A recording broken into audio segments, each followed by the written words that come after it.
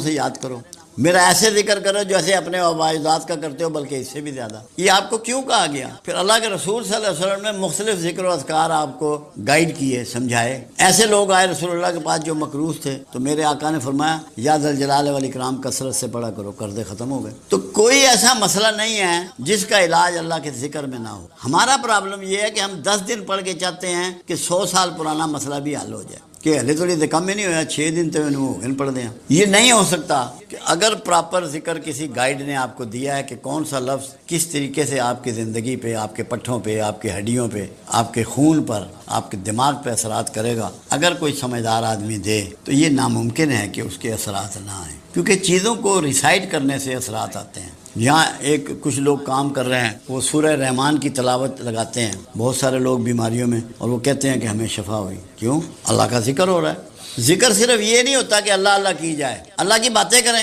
وہ بھی ذکر ہے، نماز پڑھیں وہ بھی ذکر ہے، قرآن کی تلاوت کریں وہ بھی ذکر ہے، نعمتیں لوگوں میں تقسیم کریں وہ بھی ذکر ہے۔ یہ ہو نہیں سکتا کہ اگر آپ سچے دل سے اللہ کے ذکر پہ گامزن ہو گئے ہیں اور آپ کے مسائل باقی رہ جائیں۔ یہ ہماری سوچ کی کمی ہوتی ہے کہ جو ہم ذکر میں کوتاہی کرتے ہیں۔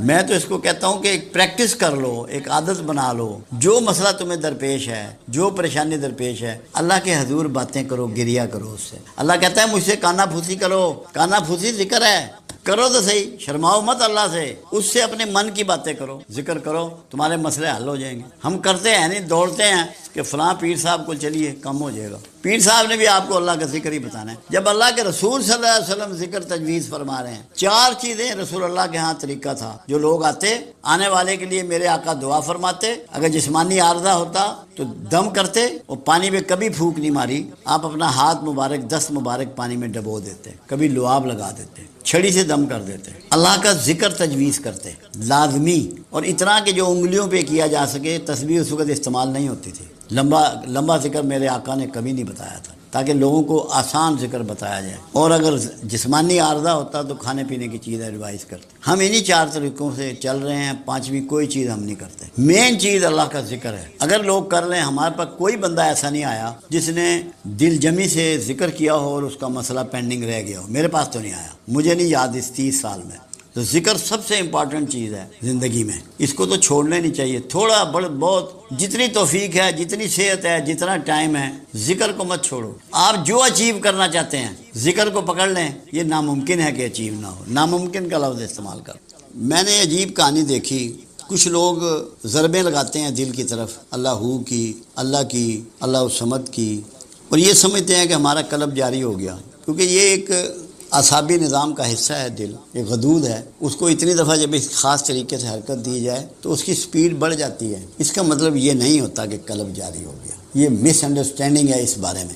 قلب جاری ہونا یہ ہے کہ تیرے قلب میں ہر وقت اللہ کا ڈر اور اس کے رسول کی محبت موجود ہو۔ تو آنکھ اٹھائے، تو کان اٹھائے، تو ناک اٹھائے، تو منہ اٹھائے، تو ہاتھ اٹھائے، تو پیر اٹھائے، تجھے پتا ہو کہ جو میں کرنے لگا ہوں تجھے یہ دماغ میں بسی ہوئی ہو کہ میرا اللہ اس میں راضی ہے کہ ناراض ہے، رسول اللہ کو یہ بات پسند ہے کہ ناپسند۔ تجھے اپنی ہر حرکت جو تو نے کرنی ہے، جاگنے سے سونے تک اور سونے سے جاگنے تک، کھانا پینا، لوگوں سے ملنا، نوکری، کاروبار، اس میں تیرے ذہن میں یہ ہو کہ میری جو یہ حرکت ہے یہ اللہ کی نافرمانی میں ہے کہ اللہ کی فرما برداری میں ہے، میری یہ حرکت رسول اللہ کے طریقے کے مطابق ہے یا آپ کے طریقے کے مخالف ہے۔ یہ ہے قلب کا جاری ہونا، زندہ ہونا، اسے ہر لمحے اس میں خیال رہے۔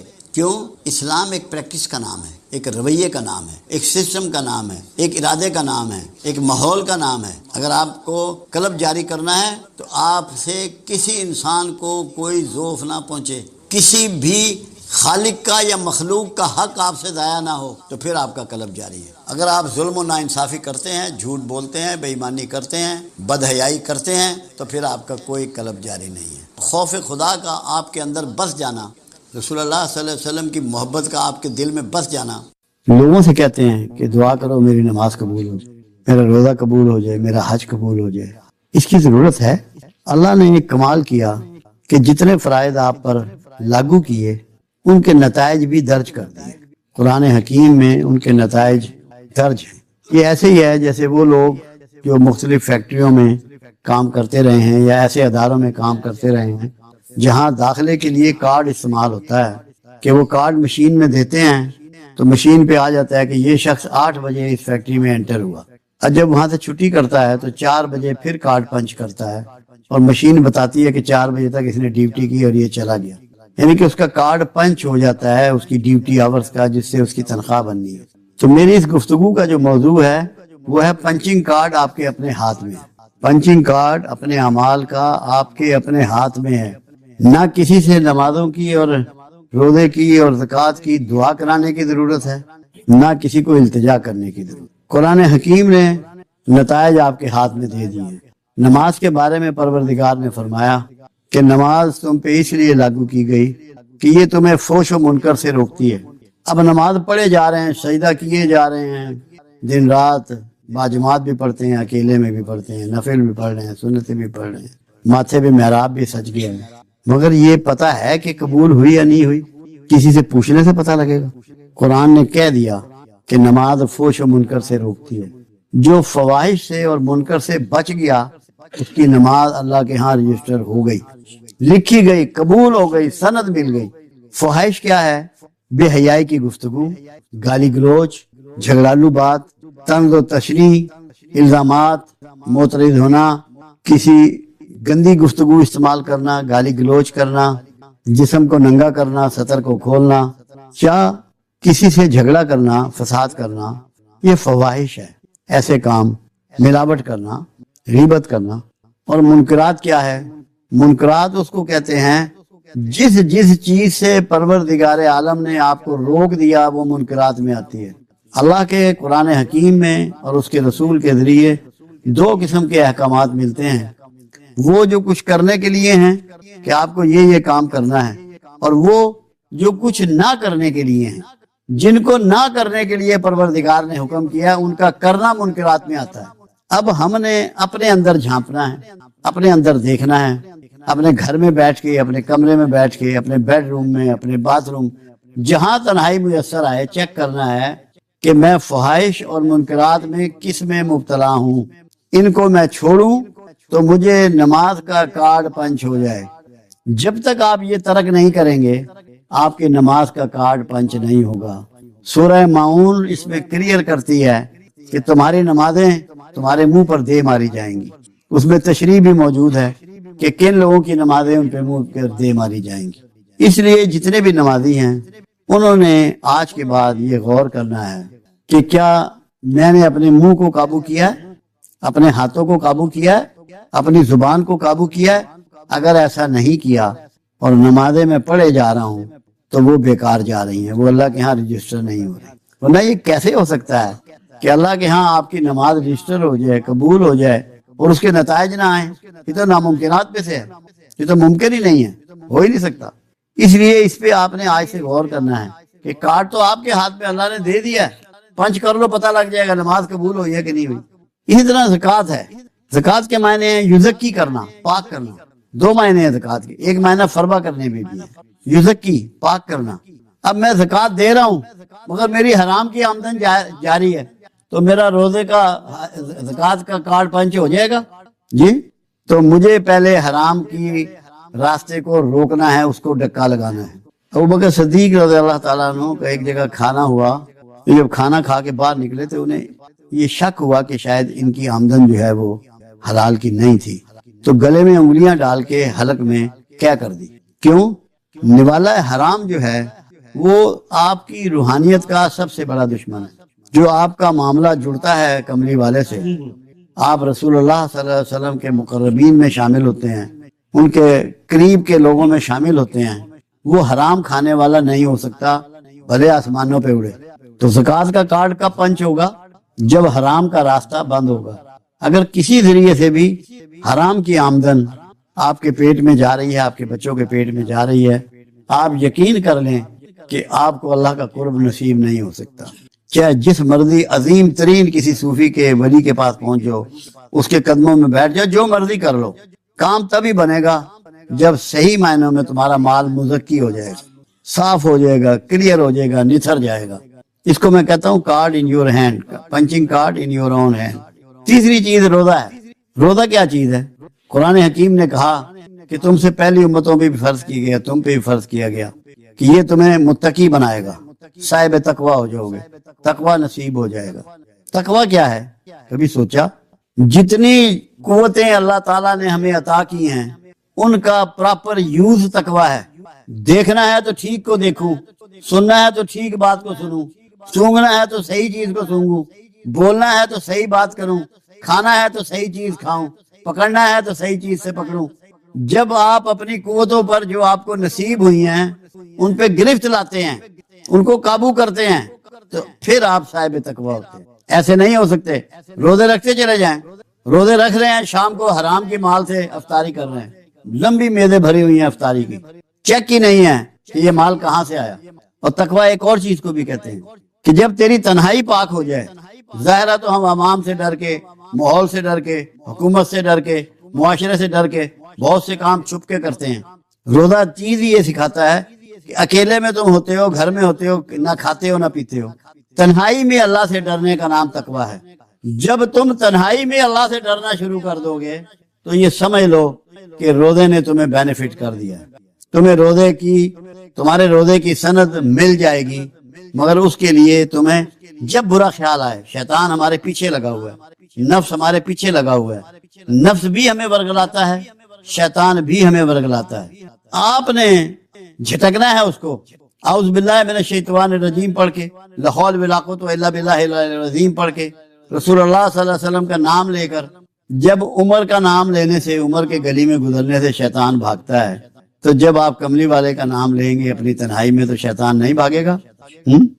یہ کیسے ہو سکتا ہے؟ مگر دل سے، خواہش سے، اور یہ سوچ بنا لیں کہ مجھے شیطان سے محفوظ رہنا ہے، اور یہ تبھی ممکن ہے کہ جب اپنی تنہائی کو آپ پاکیزہ کرنے کی کوشش کریں گے۔ جو استادوں سے وابستہ ہوتے ہیں نا، یا اپنے مرشد سے وابستہ ہوتے ہیں، اس کا بھی یہی رول ہے کہ وہ آپ کو سٹرینسن کر دے، مضبوط کر دے کہ آپ نفس اور شیطان کے سامنے کھڑے ہو سکو، جہاد کر سکو۔ جو استاد آپ کو یہ تربیت نہیں دیتا کہ شیطان کے سامنے جرأت کے ساتھ کیسے کھڑا ہونا ہے، نفس کے سامنے جرأت کے ساتھ کیسے کھڑا ہونا ہے، وہ اپنا حق ادا نہیں کرتا۔ یہ ضروری ہے، یہ کارڈ کو اپنے ہاتھ میں لینا جو ہے، یہ اسی طرح ہی ہے کہ آپ اس طرح روزہ رکھیں کہ آپ کی تنہائی میں کوئی دخل نہ ہو کسی کا۔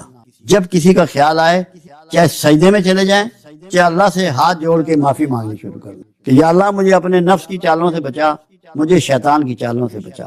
پھر اللہ آپ کی مدد کرے گا۔ اپنے مرشد کو یاد کر لیں، رسول اللہ کو یاد کر لیں، مگر بچنا ہے اس سے، ورنہ روزہ کوئی نہیں ہے، آپ متقی نہیں بنیں گے۔ اور ہے کیا ہمارے پاس؟ 3 کیٹیگریز ہیں ہماری۔ پیدائشی طور پہ ہم مسلمان ہیں، اللہ کی فرما برداری سے ہم مومن بنتے ہیں جب اللہ کا کہنا مانتے ہیں، اور جب تقوی حاصل کر لیتے ہیں تو متقی بن جاتے ہیں، اور متقی ہی کنورٹ ہوتے ہیں اولیاء اللہ میں، وہی شفٹ ہوتے ہیں اولیاء اللہ۔ متقی بنے بغیر کوئی شخص ولایت کے درجے پہ فائز نہیں ہو سکتا۔ جو مرضی وظائف کر لے، جو مرضی کر لے، اس کے لیے پرہیزگاری ضروری ہے، کیونکہ اللہ کے ہاں جو سب سے بڑی مرتبت ہے وہ پرہیزگاروں کی ہے۔ اب چوتھی چیز حج ہے۔ اللہ کے حبیب صلی اللہ علیہ وسلم کا فرمان ہے کہ جس نے یہ اراکین 5 دن کے پورے کر لیے، حج کیا، اور اس نے کوئی فحش حرکت ان دنوں میں نہ کی، تو وہ ایسا ہو جاتا ہے جیسے 1 دن کا پیدا شدہ بچہ۔ اب جو 1 دن کا پیدا شدہ بچہ ہے اس میں کیا کمال ہوتا ہے؟ اس میں عصبیت نہیں ہوتی۔ آپ نے اس کی طرف ہاتھ بڑھائے، وہ آپ کی طرف مسکرا کے دیکھنا شروع کر دے گا۔ اسے نہیں پتا کہ آپ کیسے بندے ہیں، کون سے مسلک کے ہیں، کون سی مذہب کے ہیں، کون سے طریقے کے ہیں۔ تو حج کا مطلب کیا ہے؟ ہر غصہ، ہر نفرت، ہر ضد، ہر عصبیت، ہر گروپ بازی، ہر تفرقہ، اس سے نکلنا ہے، ورنہ حاجی کوئی نہیں۔ حج کا کارڈ پنچ نہیں ہوا۔ حج کا کارڈ تب پنچ ہوگا جب آپ معصوم بچے کی طرح اوپن ہارٹ ہو جائیں گے، ہر ایک کو ویلکم کریں گے، ہر ایک سے محبت کریں گے، ہر ایک کی عزت کریں گے۔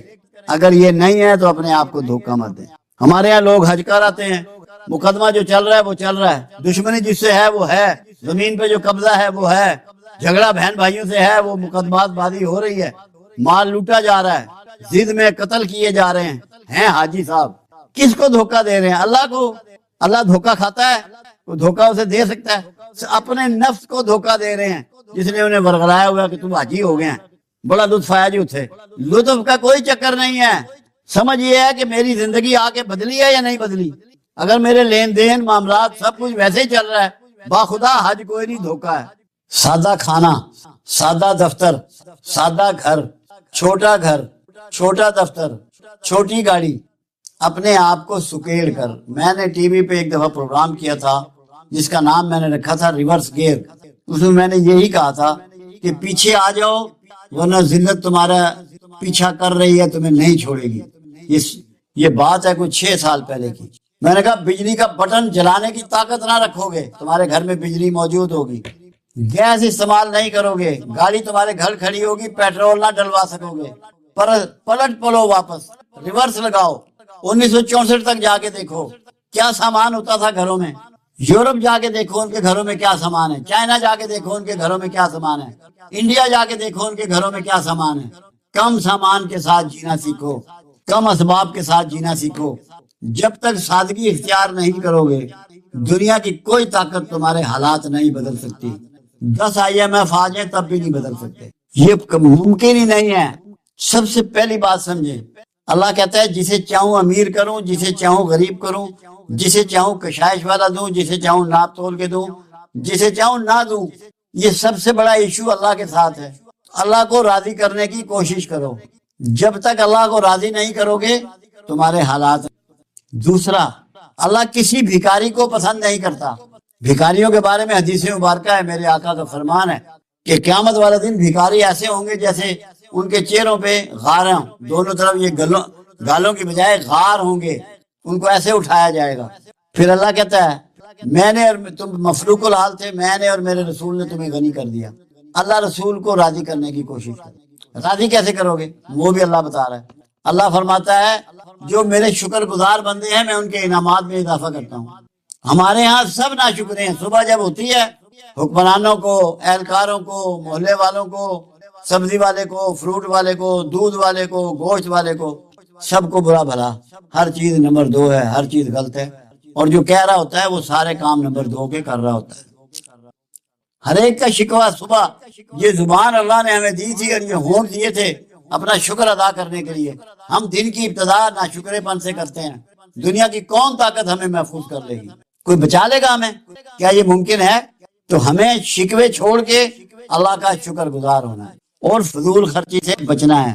یہ دیکھنا ہے اپنے اپنے گھروں میں کہ کون سی چیز ایسی ہے جو ہم نہ کریں تو ہمارے اخراجات کم ہو سکتے ہیں. بھلے ان کے پاس جتنا مرضی پیسہ ہو مگر اخراجات کرنا اچھی عادت نہیں ہے. ایک ایک آئٹم کو گننا ہے، دیکھنا ہے کہ آج سے 50 سال پہلے ہمارے گھروں میں کیا چیزیں استعمال ہو رہی تھی، کتنی استعمال ہو رہی تھی، آج کتنی استعمال ہو رہی ہیں اور کیا رویے ہیں ہمارے.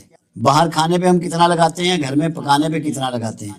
ہر چیز کو دیکھنا ہے، بھالنا ہے، اس کی بجٹنگ کرنی ہے، قومی سوچ کے ساتھ کرنی ہے. غربت قومی مسئلہ ہے، یہ تب تک دور نہیں ہوگی. پھر رسول اللہ صلی اللہ علیہ وسلم کا اس میں فرمان، ایک تو اللہ کی طرف سے ہو گیا کہ فضول خرچی نہ کرو، اسراف نہ کرو، اور میرا شکر گزار بندے بنو. رزق کی تقسیم میرے ذمے ہے. رسول اللہ صلی اللہ علیہ وسلم کا ایک فرمان مبارک ہے، جس نے میانہ روی اختیار کی وہ کبھی مفلس نہیں ہوگا.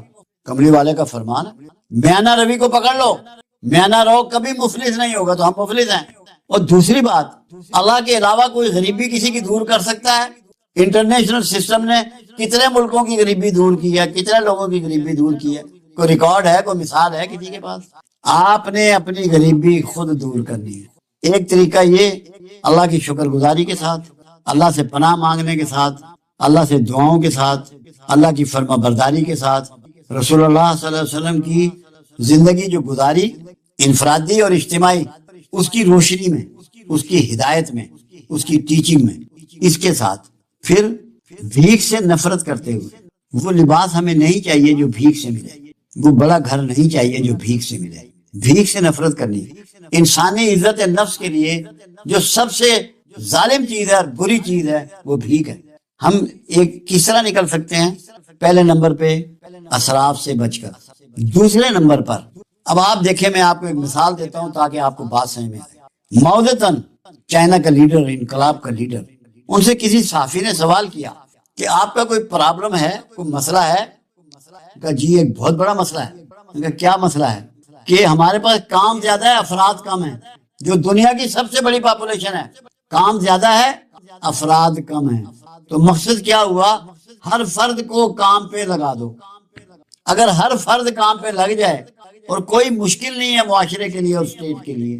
دوسری چیز آپ کے پاس وافر ہے، آبادی آپ کی 62% نوجوانوں کی ہے، ریٹائر لوگوں کی نہیں ہے۔ یہ جاپان نہیں ہے کہ جہاں ریٹائر لوگوں کی زندگی ہے، یہ پاکستان ہے، یہاں 62% نوجوان ہیں، اور زمین آپ کی بے شمار ہے۔